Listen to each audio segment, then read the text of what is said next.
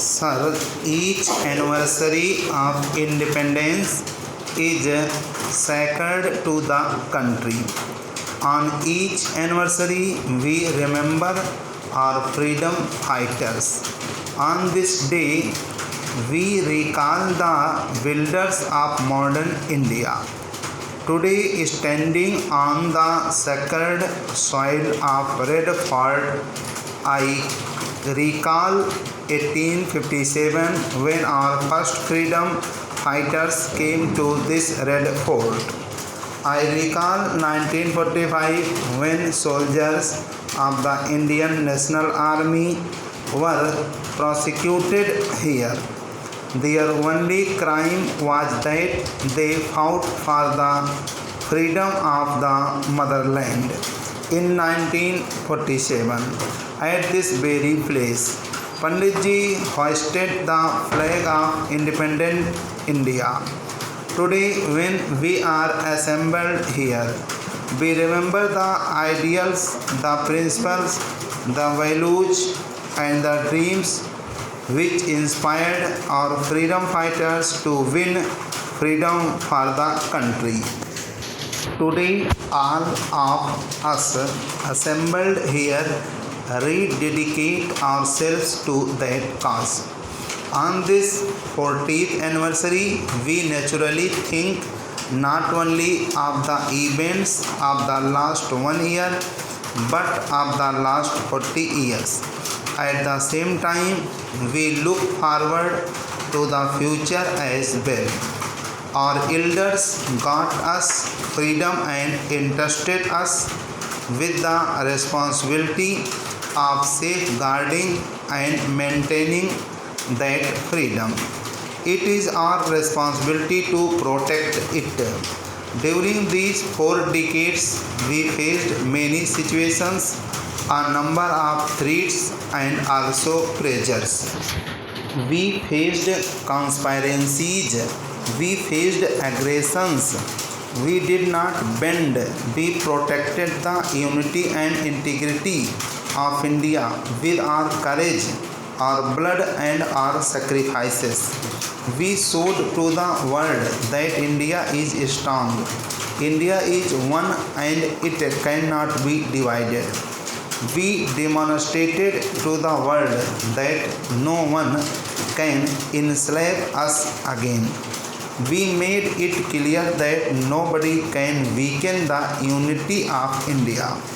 We made it evident that no sacrifice is too big for the security of our country, the independence of our country, and the unity of our country. No amount of labor, no amount of sacrifice is too high a price to pay for this purpose. Our soldiers, our officers give the best years of their lives to guard our frontiers and to defend us. In return, we look after them. We provide them with the best of weaponry and ammunition. We see to it that they get the best tools.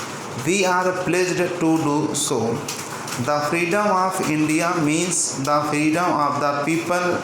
The freedom of India means that we should strengthen the roots of democracy and hold impartial elections in which every citizen can participate. We conduct parliament in such a way that the voice of the people of India is listened to and which looks after the builds the future of the country. The meaning of free India is that it has an independent judiciary and rule of law. Free India means that it has a free and unfettered press. But it is not too easy to protect democracy, especially when we find that there are people who endanger our freedom through irresponsibility and indiscipline, who show disrespect to the Constitution and its institutions through their behavior. Still, we have demonstrated that the roots of democracy in our country are deep. Our people must remain alert. It is only a government based on democracy that can function in a country like India. Our great economic achievements have been acclaimed all over the world. Gandhiji had taught us that the process of development and the task of building the country should begin with the poor people by eradicating poverty. He taught us that the moral duties should be kept in the forefront in our national life. We have taken the country forward towards these very objectives. Eradication of poverty has been given highest priority. We have used our entire energy in eradicating poverty. Indraji gave a call for eradicating poverty. She brought about a new awakening in the country, as a result of which there was a reduction in poverty.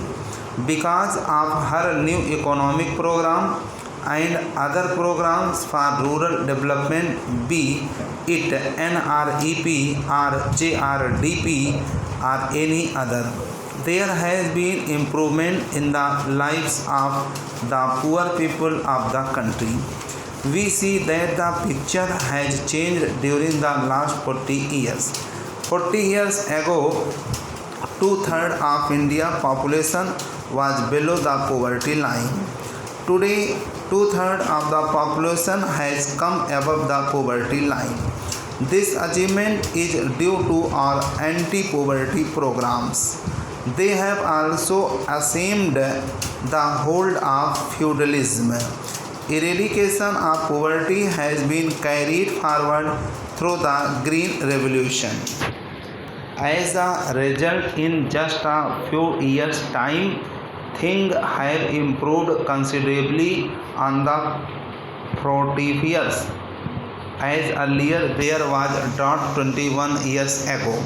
Prime Minister has to seek food grains from foreign countries. How small she felt when she had to bow down to others for food grains. It was then that she decided that never again would India appeal to foreign countries for food grains.